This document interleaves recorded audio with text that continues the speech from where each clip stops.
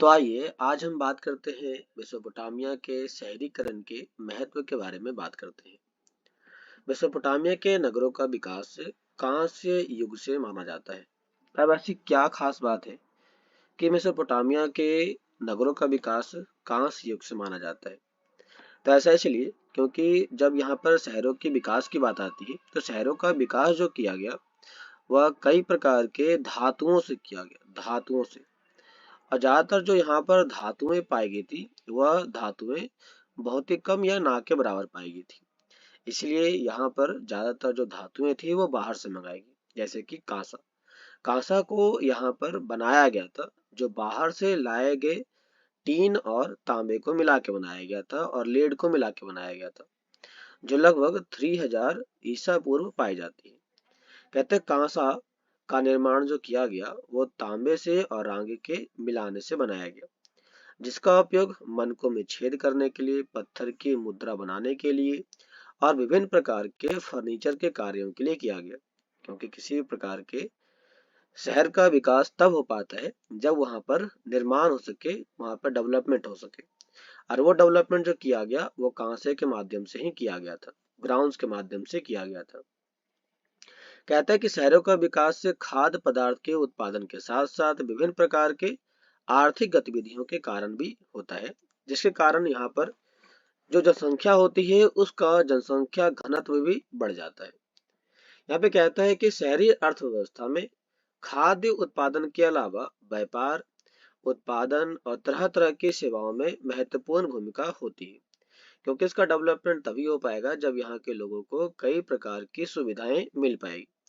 इस प्रकार के श्रम विभाजन शहरी जीवन की विशेषता मानी जाती है और शहरी अर्थव्यवस्था के संचालन के लिए सामाजिक संगठन का होना आवश्यक है, ताकि शहरी क्षेत्र की जरूरतों को राज्य तथा विभिन्न क्षेत्रों के माध्यम से पूरा किया जा सके। इससे संबंधित एक क्वेश्चन आता है, कहा जाता है कि शहरी अर्थव्यवस्था के संचालन में किस प्रकार के सामाजिक संगठन की आवश्यकता होती है, व्याख्या करें। देखो, सामाजिक संगठन, ये जो सेंटेंस है ना, इसके ऊपर क्वेश्चन आया हुआ है आपके एग्जाम में। तो कहता है कि मेसोपोटामिया के शहरी अर्थव्यवस्था के विकास के लिए सामाजिक संगठन की आवश्यकता निम्नलिखित प्रकार से है। पहला, कहता है कि ईंधन, धातु और विभिन्न प्रकार के धातु, लकड़ी जैसी जरूरतें वस्तुओं की पूर्ति के लिए सामाजिक संगठन की आवश्यकता पड़ने लगी। कहता है शहरी अर्थव्यवस्था के संचालन के लिए व्यापार और भंडार की आवश्यकता होती है, जिसे पूरा करने का कार्य सामाजिक संगठन करते हैं। कहता है सामाजिक संगठन खाद्य पदार्थों के संग्रहण तथा वितरण की व्यवस्था करता है। मतलब जो भी पैसा आ रहा है या जो भी यहाँ पे संगठन पे जो सामान यहाँ पर आते हैं उनका कैसे व्यवस्था किया जाए, कैसे उनको दिया जाए, इसके ऊपर ये काम करती है। कहता है शहरी अर्थव्यवस्था के पत्थर को तराशने, मुद्रा काटने जैसे कार्यों की पूर्ति के लिए सामाजिक संगठन की स्थापना की गई। यहाँ पर अगला कहते हैं कि सामाजिक संगठन जो हुआ करता था वह शहरी अर्थव्यवस्था के हिसाब किताब रखने का भी कार्य किया करता था। तो यहाँ पर हमने देखा कि सामाजिक संगठन कई प्रकार के काम किया करती है। पहला वो काम करती है यहाँ पर विभिन्न प्रकार के धातुओं की पूर्ति के लिए, जो जरूरी वस्तु होती है उन्हें पूरा करने के लिए। अगला यहाँ पर होता है व्यापार और भंडारण के लिए। तीसरा यहाँ पर होता है खाद्य पदार्थों के संग्रहण और उनके वितरण के लिए। चौथा होता है यहाँ पर अर्थव्यवस्था के पत्थर को तराशने, मुद्रा को काटने के लिए। और पांचवा होता है अर्थव्यवस्था के हिसाब किताब को रखने के लिए, अर्थात अर्बन इकोनॉमी के अंदर अकाउंटिंग के काम के लिए यहाँ पर सामाजिक संगठन की स्थापना की जरूरत पड़ती है।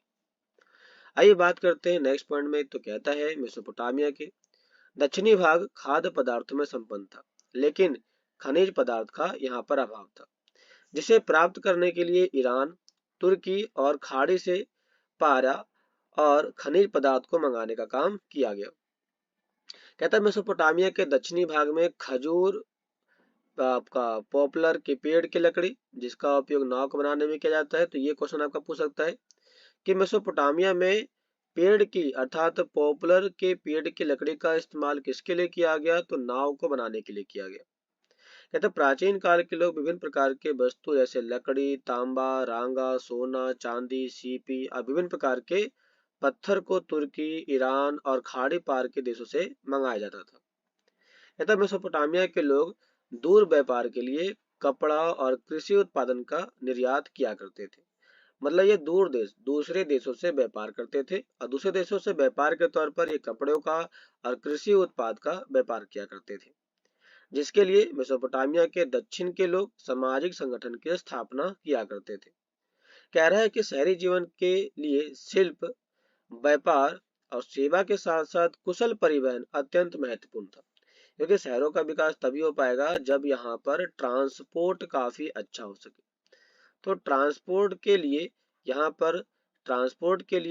पर व्यापार और सेवा और शिल्प उत्पादन को इसके साथ जोड़ दिया गया। तो मेसोपोटामिया के शहरों में परिवहन के लिए भारवाही वस्तुओं का उपयोग किया गया। बड़ी मात्रा में यहाँ पे घोड़े गाड़ी का इस्तेमाल किया गया, बैलगाड़ी का इस्तेमाल किया गया और इसके साथ साथ यहाँ पर जल मार्ग या नहर परिवहन का इस्तेमाल किया गया। ये सारी की सारी व्यवस्थाएं यहाँ पर लोगों के चलन, उनके व्यवहार के लिए किया गया। कहता है जानवरों के माध्यम से होने वाले व्यापार में आने वाले अधिक खर्च और रख रखाव के कारण जल मार्ग का उपयोग किया गया, क्योंकि जल मार्ग प्राकृतिक जल धारा में बटी होती है, जिसके कारण बस्तियों के बीच परिवहन करना आसान होता है। जल परिवहन के तौर पर मारी नगर का विकास होता है, जो फरात नदी किनारे फैला हुआ है। ये आपका एमसीक्यू में क्वेश्चन आ चुका है कि जो जल परिवहन है वह मारी जो नगर है वो किसके लिए फेमस है, तो जल परिवहन के लिए फेमस है। या कह सकते हैं कि मेसोपोटामिया का कौन सा शहर या कौन सा नगर जल परिवहन के लिए फेमस है, तो वो मारी शहर है। जो किस नदी के किनारे बसा हुआ है, तो वो फरात नदी किनारे बसा हुआ है। और फरात नदी मेसोपोटामिया में उन दिनों विश्व व्यापार के लिए विख्यात थी। तो मेसोपोटामिया की कौन सी नदी जो है मेसोपोटामिया की कौन सी नदी जो है वह विश्व व्यापार के लिए विख्यात है, तो वह फरात रिवर विख्यात है। तो क्लास ये था हमारे पास आज के टॉपिक में सामाजिक संगठन के बारे में, अर्थात मेसोपोटामिया के शहरी जीवन के बारे में, उनकी आवाजाही के बारे में और इसके साथ साथ उनकी व्यवस्थाओं के बारे में। ये आपको कैसा लगा जरूर बताइए और वीडियो को ज्यादातर लोगों तक फैलाइए। धन्यवाद।